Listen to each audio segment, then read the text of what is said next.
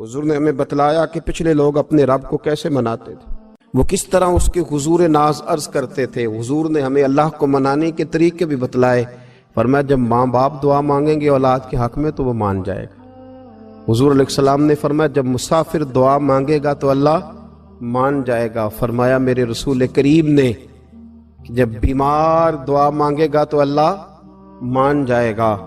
اور سید عالم علیہ السلام فرمانے لگے جب تمہارے ضعیف، کمزور، مجبور لوگ دعا مانگیں گے تو اللہ مان جائے گا۔ اور حضور نے فرمایا جب تم فرض ادا کر کے دعا مانگو گے تو اللہ مان جائے گا۔ اور میرے محبوب نے فرمایا جب پچھلی رات اٹھ کے تم اس کے حضور عرض کرو گے تو وہ تمہاری دعاؤں کو قبول کر لے گا، وہ تم مان جائے گا۔ اور حضور نے ہمیں دن بتائے، فرمایا جمعے والے دن مانگنا مان جائے گا، شب قدر کو مانگ لینا مان جائے گا، شب برات میں دعائیں کرنا وہ مان جائے گا، رمضان کی راتوں میں مانگنا مان جائے گا، قرآن پاک کے ختم کے موقع پر دعا کرنا مان جائے گا۔ طریقے بتلائے۔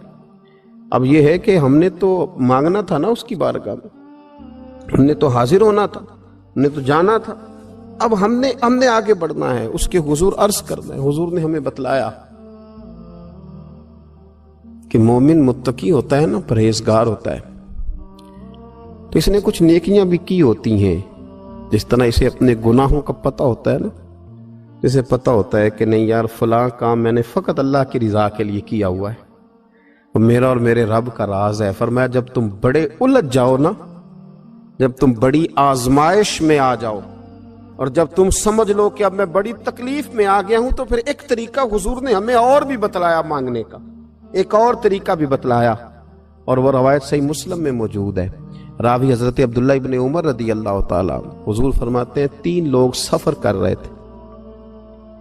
یہ آپ اندازہ فرمائیے صحیح مسلم کی حدیث ہے، اور ذرا حضور کے سمجھانے کا ایک یہ رنگ بھی ہے اللہ کو منانے کا، ایک یہ انداز بھی ہے اس کی بارگاہ میں گزارشات پیش کرنے کا، یہ بھی ایک طریقہ حضور نے ہمیں بتلایا۔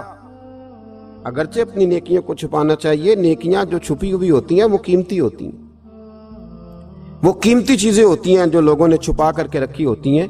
حضرت عبداللہ ابن عمر فرمانے لگے کہ نبی پاک صلی اللہ علیہ وسلم فرماتے ہیں 3 لوگ سفر کر رہے تھے، رستے میں طوفان آ گیا، تیز بارش شروع ہو گئی، تو حضور فرماتے ہیں وہ تینوں بارش سے بچنے کے لیے ایک غار میں چھپ گئے۔ ہم کو پتہ ہے پرانے زمانے کے اندر غاریں ہوتی تھیں، اور لوگ جب سفر کرتے تھے لمبے تو پتھروں اور پہاڑوں کے بیچ میں سے سفر کرتے تھے۔ وہ غار کے اندر چلے گئے۔ اب چونکہ طوفان بہت زیادہ تھا، جب وہ غار کے اندر چلے گئے تو اللہ کے پیارے حبیب صلی اللہ علیہ وسلم فرماتے ہیں پتھر اوپر سے لڑکتا ہوا آیا اور غار کے منہ کے آگے آ کے اس نے غار کو بند کر دیا۔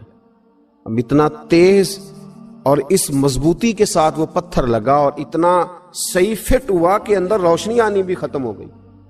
اب 3 لوگ ہیں، تھوڑی دیر تو وہ پریشان رہے کہ شاید اب کبھی بچ نہیں سکیں گے، شاید چاروں جانب اندھیرا ہی ہے اور اندھیرا ہی رہے گا، شاید یہاں سے نکلنے کے لیے اب ہمیں کوئی رستہ میسر نہیں آئے گا۔ وہ پہلے تو پریشان ہوئے، پھر کہنے لگے یار اس طرح کرو، ذرا غور کیجئے گا میری بات پہ۔ فرمایا اس طرح کرو، اگر کوئی زندگی میں نیکی کی ہے نا تو ذرا اس نیکی کو یاد تو کرو، اور یاد کر کے اس مالک کے حضور عرض تو کرو، وہ کریم ہے، کوئی آنکھو شاید من جاوے تے گل کم تتڑی دا بن جاوے، عرض تو کرو ان میں سے۔ یہ آپ اندازہ فرمائیے، یہ بات بیان کون کر رہا ہے؟ یہ مدینے والے رسول بیان کر رہے ہیں، یہ نبی پاک علیہ السلام نے بیان فرمایا، یہ وہ کہانی ہے جو ہمیں ہمارے نبی پاک نے سنائی، رسول کریم علیہ السلام نے ہمیں بتلائی، یہ داستان محبت۔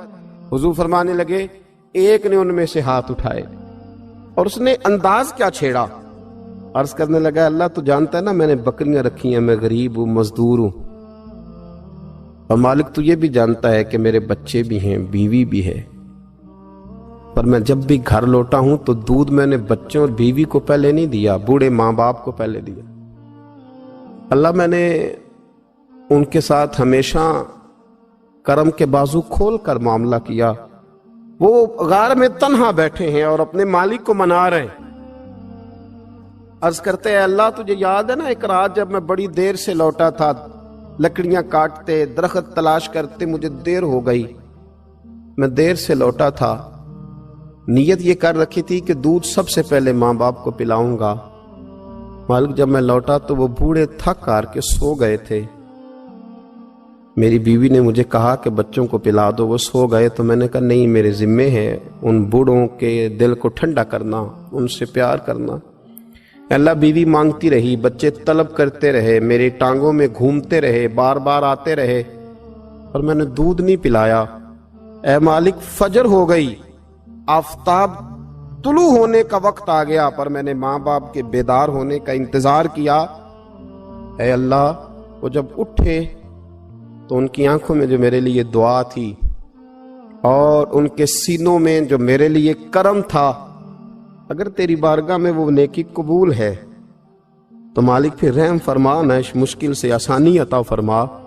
सुनो सुनो, रसूल करीम सल्लल्लाहु अलैहि वसल्लम फरमाते हैं कि उस बंदे की दुआ मुकम्मल हुई तो पत्थर थोड़ा सा सिरक गया, और इतना सिरका कि आसमान नजर आने लगा।